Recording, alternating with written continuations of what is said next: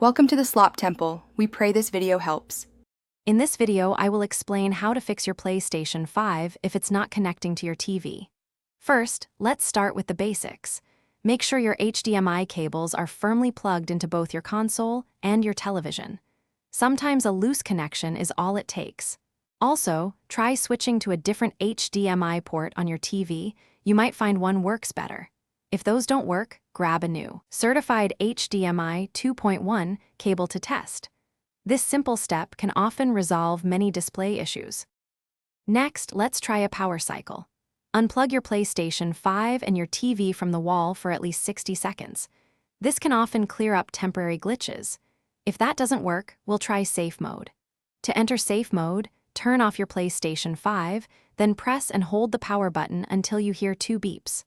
Once in safe mode, select Change Video Output and then change resolution to try a lower resolution, which can sometimes get your display working. Now, let's look at your TV's settings. Double-check that you've selected the correct HDMI input source. Sometimes, TVs have advanced picture settings like HDMI Ultra HD Deep Color or HDR that can interfere. Try disabling these temporarily. Also, it's crucial to ensure both your PlayStation 5 and your television are running on their latest software versions. Outdated software can sometimes cause compatibility issues, so a quick update might be all you need to get things working smoothly again. If you're still facing issues, we'll move to more advanced steps. As a last resort, consider resetting your PlayStation 5 to its factory default settings, but remember to back up any important data beforehand. Another helpful diagnostic is to test your PlayStation 5 on a completely different TV or monitor.